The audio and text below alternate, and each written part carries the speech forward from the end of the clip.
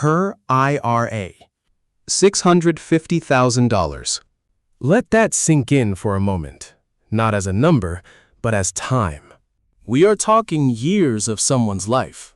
Dragging yourself out of bed early, heading to work when you simply do not want to. Always choosing the responsible path over the easy option. Doing that day after day for decades. Until you finally look at a balance sheet and see a number that represents real security. That is exactly what Lynette built. I cannot stop thinking about that. I keep wondering what it truly takes to save $650,000 because it never happens overnight.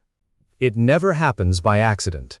It comes from a quiet, steady discipline that nobody ever discusses because it is just not dramatic. It is just consistent effort, year after year. Her mother, Darlene Hamlet, Verify that amount publicly with Ashley Banfield on the Drop Dead Serious podcast. Well over $650,000. Sitting in a retirement account under Lynette's name. Okay. Now, here's the detail that kept bothering me when I first saw this. Brian had a retirement fund too. He also worked at AT&T, the same company, for years. Long enough to have saved a decent amount of money. But according to a person who was close to Lynette, a colleague she trusted deeply enough to confide in during the darkest times, Brian had already burned through his. Every single penny was gone. And that insider did not mention this lightly. They knew because Lynette had confessed it directly, weeping openly during one of the brief periods she left him. She sat with them and admitted that Brian had completely emptied his 401k. That is an incredibly heavy thing to share. You do not confess something like that unless it is crushing you. Unless you desperately need to speak the truth out loud. Because holding it inside is simply too painful. Let us look at Lynette Hooker, who was 55 years old. Raised in Michigan, she spent decades dedicated to her career. She created a life that her close friends described with absolute consistency. With warmth, highlighting her deep work ethic and unwavering loyalty. And a fierce refusal to ever abandon the people she loved, even when she probably should have. She stayed at AT&T long enough to build up that massive retirement fund. The very one her mother recalls with absolute clarity. Well over $650,000. But she also chased another dream, the life on the open water. Of sea turtles, golden sunsets, and cinnamon rolls baked in a solar oven on the deck of her 45-foot sailboat, Soulmate. For more than 10 years, she and Brian sailed side by side, documenting their entire journey online under the handle, The Sailing Hookers. Her mother told reporters that Lynette spent her life around lakes, navigating boats, sailing, and swimming since childhood. Her daughter, Carly, told CBS News that she was incredibly fit, a powerful swimmer. Her final Instagram post went live on April 4, 2026. The caption read, "Not going anywhere for a while." Subscribe to our channel and turn on notifications before we move deeper into this case. We examined the paper trail. Every single detail is sourced. We never speculate beyond what the verified public records can prove. Today, we are tracing a path that seasoned detectives always follow. In every single case where a spouse mysteriously vanishes. The money. Let us begin. Now, I want to look at their workplace first, because that is where the hidden cracks start showing up in plain sight. Both Lynette and Brian were employed at AT&T. They met right there. Most news stories gloss over that detail or ignore it entirely. But we should examine this closely because it means the colleagues who knew Lynette at work also knew Brian. They observed them as individuals and as a couple for years. What these coworkers shared with journalist Ashley Banfield on April 27th. 2026 creates a haunting picture you must keep in mind as we unwrap the rest of this mystery. Lynette was incredibly well liked. Not in some polite, superficial way where people just say nice things. People truly liked and remembered her. She was the type who, when she vanished, inspired dozens of coworkers to gather in her honor just 3 days later. Not because they had to, but because they genuinely cared about her. Brian was viewed very differently. He served as the union steward. Now, that is a legitimate and highly important position. A union steward is meant to stand between the workers And corporate leadership, ensuring everyone gets treated fairly. But what sources revealed to Ashley Banfield did not fit that description at all. Instead, they described someone whose main focus was not helping others. Was never protecting the employees he represented. It was fighting against management. He focused on making life difficult for bosses, even when that conflict hurt the colleagues he was supposed to protect. The word manipulative kept coming up. Then there was this one strange detail. A minor specific point that I honestly struggle to understand. I want to be completely open about that. In front of his colleagues, Brian often referred to Lynette as the kid. Not by name, not as my wife, just the kid. She was about 3 years younger than him. Perhaps it was a pet name. Maybe it just came across wrong to others. I cannot say what he was actually thinking. This detail is part of the public record, first reported by Ashley Banfield, meaning you can decide for yourself what it actually represents. Now, the money. Let us look closely at what we know and trace where it originated. In this investigation, precision is absolutely everything. Lynette's mother, Darlene Hamlick, publicly confirmed to Ashley Banfield that Lynette's 401k had over $650,000. That is a direct primary source, the mother confirming a precise figure in a public interview. It does not get much more solid. Short of official bank statements, details about Brian's own retirement fund come from a single source. An insider who worked closely with Lynette at AT&T. Just one person. We need to be clear about that distinction. A single informant is not the same as public record, and we should not pretend it carries the same weight. One individual who overheard a deeply personal conversation. One witness who watched Lynette break down in tears. And her exact words, according to this contact, were that Brian had completely drained his 401k. Now, let us pause here for a moment, because the temptation is strong. And I feel it too. To wrap this up in a neat bow, arguing that this massive cash disparity explains everything, linking the money straight to a motive and a clean conclusion. But we cannot do that. This alone proves absolutely nothing. It is simply another verified piece of a much larger puzzle. In a case where a woman remains missing, and seasoned homicide detectives, the professionals who solve these complex mysteries for a living, they never ignore a family's financial situation. They study every transaction, avoiding hasty assumptions, but never turning a blind eye. As Ashley Banfield pointed out on April 27th, always follow the money. It is not the entire story, but it is a critical piece. So let us follow it. By law, a retirement account belongs strictly to the individual named on the paperwork. Yet these specific accounts always carry what is called a beneficiary designation.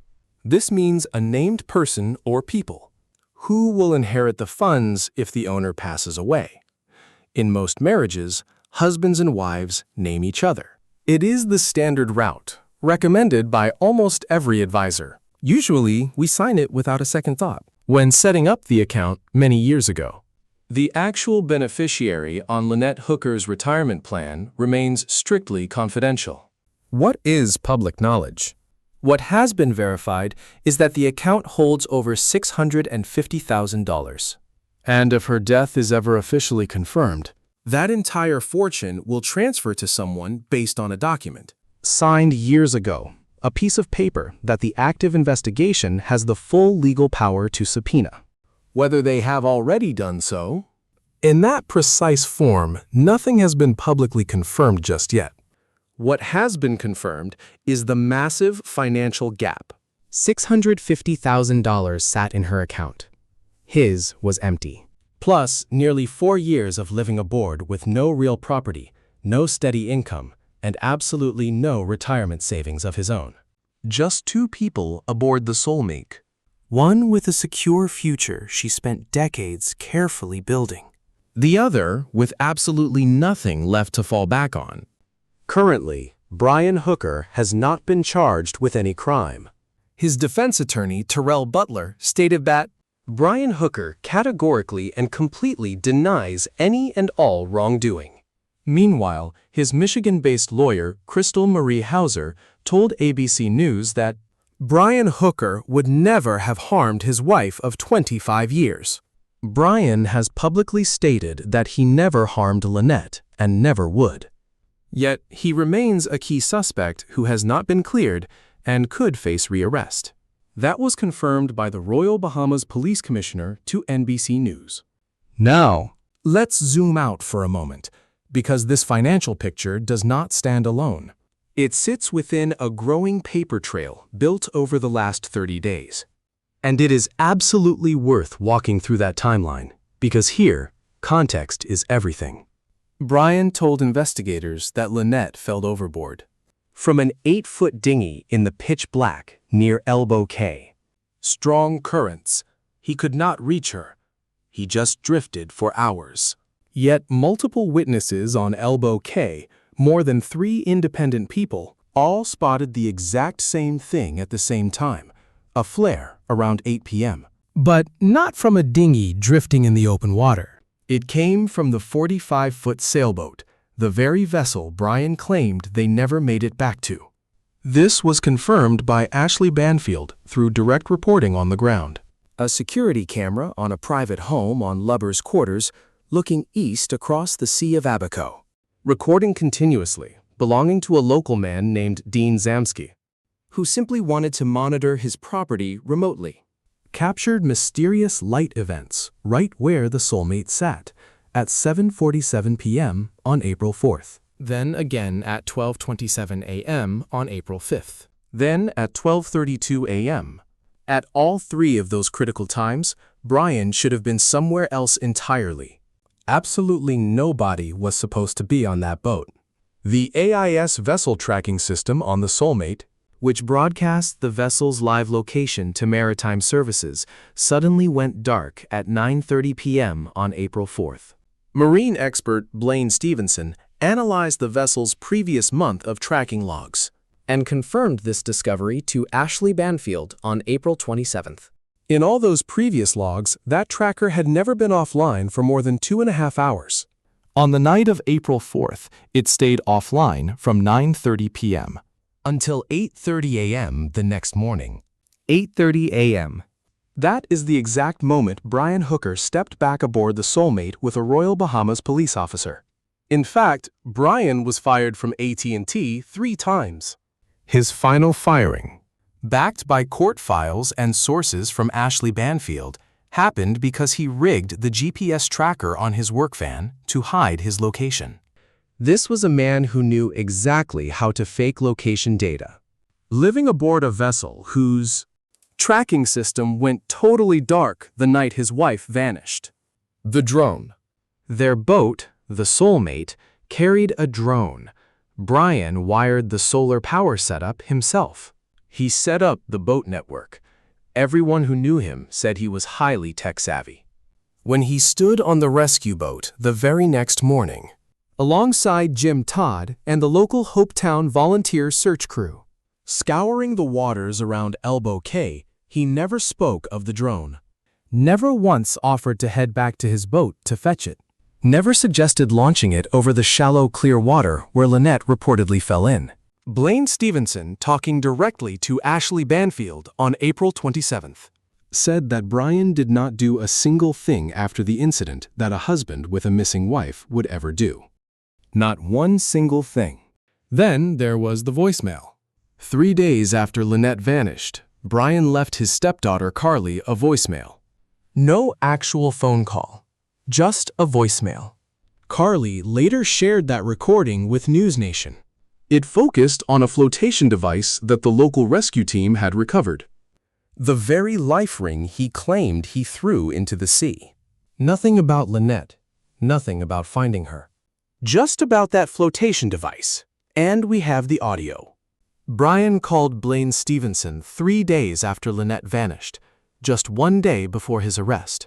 He had no idea the call was being recorded. CBS News got hold of that tape and verified it.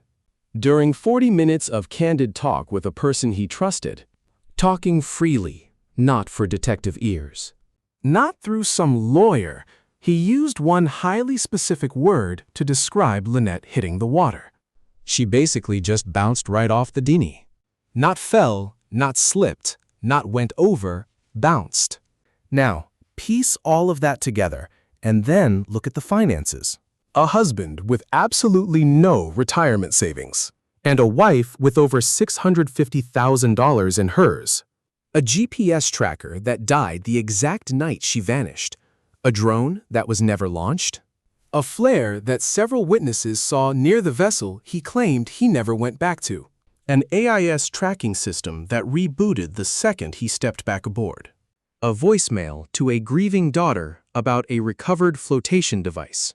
40 minutes of completely unguarded tape, where he described his wife hitting the ocean with the word bounced, and $650,000 sitting in a fund under her name, destined for someone, via a beneficiary form that police and investigators now have the power to look into. I am not saying this proves his guilt, but I am not about to pretend this does not raise some very real questions. The kind that seasoned, experienced investigators take very seriously. The kind that Ashley Banfield takes very seriously. The kind that Darlene Hamlet takes so seriously. As she waits down in Florida for a phone call that still has not come, Darlene opened up to Ashley Banfield. I just want nothing more than to say I love you and wish you had come home. Carly flew out to the Bahamas, personally walking those same shorelines. She stood right where Brian told investigators her mother went overboard. Staring at the water, she noted her mother could have easily swum 2 feet to shore. She returned home wearing that special letter L necklace, the one with the small charm that Lynette always used to wear. She told Wood TV the whole story seems even more suspicious now than before her trip. Lynette Hooker spent decades building her life savings, that retirement account. Those $650,000, the secure future she held on to, while the rest of her life grew complicated. Through all the leaving and coming back. While life aboard the boat looked beautiful in pictures, but much harder when the cameras stopped rolling. Even after telling her friend in January 2026 about the threat. Through it all, she kept pushing forward, holding on to those $650,000. Investigators know exactly where that money is. They know who the beneficiary is, and Lynette deserves real answers. This active investigation continues. If you know anything about what happened to Lynette Hooker, please contact the Royal Bahamas Police Force or the United States Coast Guard. Both cases remain open, and anonymous tips can be submitted using the CGIS Tips mobile app. Currently, Brian Hooker has not been charged with any crime. His attorney states that he completely and categorically denies any wrongdoing whatsoever. All individuals mentioned are strictly presumed innocent, unless they are formally charged and convicted in a court of law. This is Global Crime Files, where every victim deserves the absolute truth. Because every story deserves to be told.